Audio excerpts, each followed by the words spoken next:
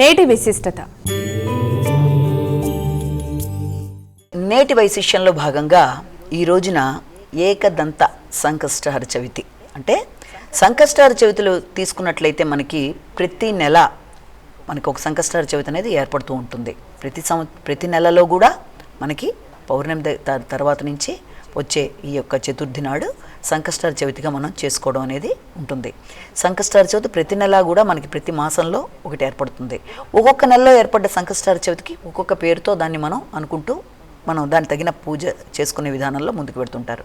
అది వాళ్ళ విధానాలు బట్టి కొందరు 3 వారాలు, కొంతమంది 5 వారాలు రకరకాలు చేస్తారు.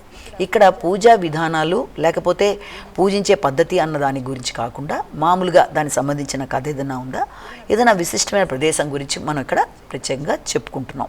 మామూలుగా సంకష్టహర చవితి అనేటప్పటికీ దానికి సంబంధించిన ఒక చిన్న కథ ప్రత్యేకంగా, అంటే ప్రతి నెల వచ్చే సంకష్టహర చవితికి ఒక కథ ఉంటుంది.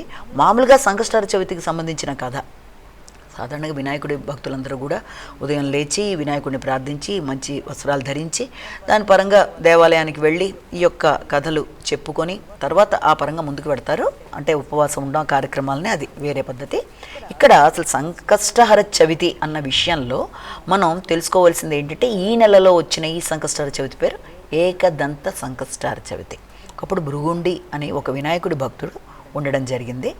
ఆయనతో మాట్లాడడానికి ఒకసారి ఇంద్రుడు ఆయన కలవడానికి వెళ్ళి మళ్ళీ ఆయన వెనక్కి వెళ్ళిపోతున్నప్పుడు ఆయన విమానం ఒక ప్రదేశంలో ఆగిపోతుందన్నమాట. ఆ ప్రదేశాన్ని పరిపాలించే సూర్సేన్ అనే మహారాజు బయటకు వచ్చి అక్కడ ఆగిపోయిన విమానాన్ని చూసి, అబ్బాయి చాలా చక్కటిది ఇక్కడ ఆగింది అని ఆశ్చర్యపోయి, ఇలాంటి ప్రదేశంలో ఆగింది ఏంటని చూస్తే అప్పుడు ఇంద్రుడు బయటకు వచ్చి, ఇక్కడ ఎవరిదో వ్యక్తి యొక్క దృష్టి వల్ల ఇది ఆగిపోవడం జరిగింది, కాబట్టి ఇది ముందుకు కదలాలి అంటే ఏదైనా వినాయకుడికి సంబంధించిన భక్తులు ఎవరన్నా ఉంటే వారి యొక్క దాని ద్వారా ఇది ముందుకు కదులుతున్నట్టుగా చెప్తారు. అయితే ఆ విధంగా వాళ్ళు ప్రయత్నం చేస్తే అక్కడ వినాయకుడికి సంబంధించిన భక్తులు వాళ్ళకి కనబడరు.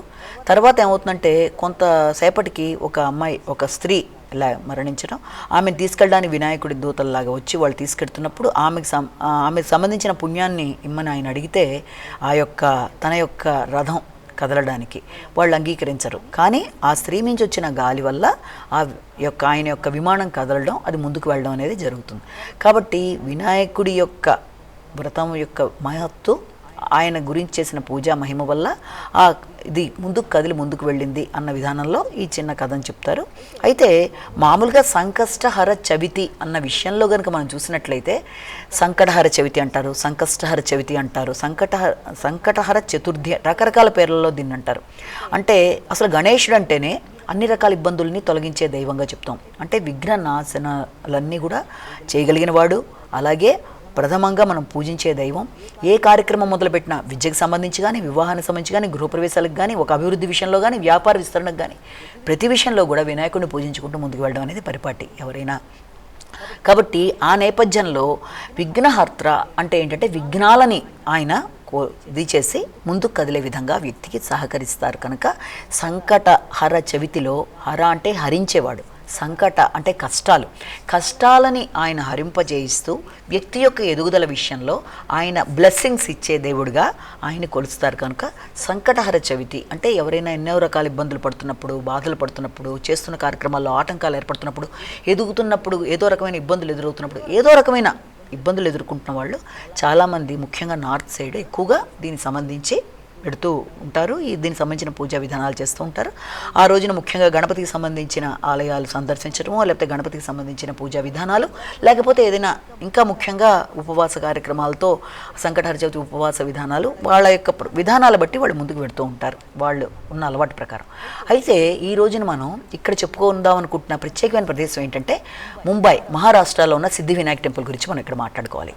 చాలా బ్యూటిఫుల్ టెంపుల్, అది చూడవలసిన అతి ప్రధానమైంది. మామూలుగా వినాయకుడికి అన్ని ప్రదేశాల్లోనూ దేవాలయాలు ఉన్నాయి, అసలు ప్రతి చోట వినాయకుడి దేవాలయాలు లేకుండా ఉండదు. కానీ సంకటహర చవితి ముఖ్యంగా చేసుకునే ప్రదేశాల్లో వినాయకుడికి బాగా పేరు ఉన్న దేవాలయాలు కనుక తీసుకున్నట్లయితే ముఖ్యంగా మహారాష్ట్ర, అందులో ప్రభాదేవి దగ్గర ఆ ప్రదేశం కూడాను. అది ఇక్కడ దాదర్ స్టేషన్కి దగ్గరగా ఉంటుంది. అక్కడ సంకష్టహర చవితి వినాయకుడికి సంబంధించింది అన్ని, వినాయక చవితి కానీ సంకష్టహర చవితి కానీ అది నిత్యం చాలా ఇదైన ప్రదేశం. అంటే వ్యాపార కార్యక్రమాలు అన్నీ జరిగే మహారాష్ట్రలో ముంబై నగరం నడిబొడ్డున ఉండే సిద్ధి వినాయక టెంపుల్, చాలా ఫేమస్ టెంపుల్ అది. అది ఎప్పుడో 1801లో అంటే 1801లో నవంబర్ 19న ఎప్పుడో గురువారం నాడు అది స్టార్ట్ చేశారు. అయితే తర్వాత కాలక్రమేణా దాన్ని తర్వాత 1990s ఆ తర్వాత దాన్ని చాలా పునరుద్ధరింపజేసి 3 సంవత్సరాల పాటు దాని మీద 3 కోట్ల వ్యయం పెట్టి చాలా చక్కగా దాన్ని మళ్ళీ రెనోవేషన్ లాగా చేశారనమాట. 6 అంతస్తుల బిల్డింగ్లో అది ఉంటుంది దేవాలయం అంతా కూడాను.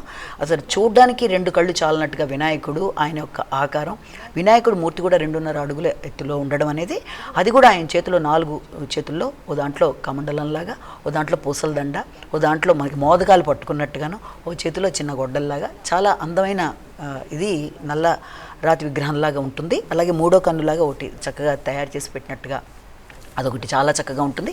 ఈ 6 అంతస్తుల బిల్డింగ్లో కూడా స్టార్టింగ్ యొక్క మొదటి అంతస్తులో కూడా అది 3 ద్వారాలు ఉంటాయి ఈ యొక్క టెంపుల్కి. మొదటి అంతస్తులో చక్కగా ఏంటంటే పూజాది కార్యక్రమాలన్నీ కూడా చూసేది వేదికలాగా ఉండడం, ఇవన్నీ కూడా మొదటి అంతస్తులో పూజలో కార్యక్రమాలన్నీ జరుగుతాయి. ఇక 2వ అంతస్తు వచ్చేప్పటికి అక్కడ మనకి చక్కగా ఆ యొక్క నైవేద్యాలు తయారు చేయడం, ఆ నైవేద్యాలకు సంబంధించిన రూమ్ గాను అక్కడ సూపర్వైజర్, అసిస్టెంట్ సూపర్వైజర్ మొదలైన వాళ్ళు ఉండడం.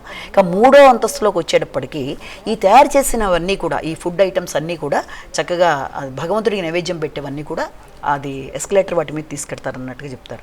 అది 4వ అంతస్తు వచ్చేప్పటికి కార్యాలయం, సిబ్బంది అంతా అక్కడే ఉంటారంటే ఎగ్జిక్యూటివ్ వాళ్ళు, తర్వాత మెంబర్స్ అందరూ అక్కడ ఉంటారు. అది తర్వాత ఇంకొక అంతస్తులోకి వచ్చేటప్పటికి మనకి ఏంటంటే గ్రంథాలయం ఉంటుంది. ఫస్ట్ అది 8,000 గ్రంథాల దాకా ఉంటాయి. అంటే మ్యాథమెటిక్స్ అన్ని రకాలు, అంటే సాహిత్యం కానీ ఇంజనీరింగ్ కానీ అన్నీ ఉంటాయి. విద్యార్థులకు కూడా స్టడీ అవర్స్ లాగా కూడా చెప్పి అందరూ సామాన్య వ్యక్తులు కూడా చూసేట్టుగా ఒక మంచి లైబ్రరీ కూడా అక్కడ ఉంటుంది. అది చాలా విశాలమైన ప్రాంగణంలో చాలా చక్కగా కట్టారు. మంగళవారం నాడు చాలా ఎక్కువ ఇది ఉంటుంది. ఆ యొక్క టెంపుల్కి రద్దీ అనేది చాలా ఎక్కువ ఉంటుంది. ముఖ్యంగా సంకష్టహర చవితి, వినాయక చవితి ఈ పర్వదినాల్లో విశేషంగా వీకెండ్స్లో ఎక్కువ రష్ ఉంటుంది, ఎర్లీ మార్నింగ్స్, ఈవినింగ్స్. ఇది చాలా అద్భుతమైన ప్రదేశం. వినాయకుడికి ఇక్కడ చాలా చక్కగా పూజాది కార్యక్రమాలు జరగడం, అలాగే అక్కడ అన్ని ప్రదేశాల్లోనూ అష్టోత్తరాలు, శతనామావళి, వెహికల్స్కి పూజ జరగడం, ఇది తప్పకుండా ఎప్పుడన్నా బొంబాయి వెళ్ళిన వాళ్ళు చూడవలసిన అతి చక్కటి ప్రదేశంగా ముంబైలో సిద్ధి వినాయక టెంపుల్ చెప్తారు. దాదర్ స్టేషన్కి చాలా దగ్గరగా ఉంటుంది అది. కాబట్టి ఈ రోజున సంకష్టహర చవితి సందర్భంగా మనం ఈ సిద్ధి వినాయక టెంపుల్ గురించి కొంతవరకు చెప్పుకున్నాం. నమస్కారం.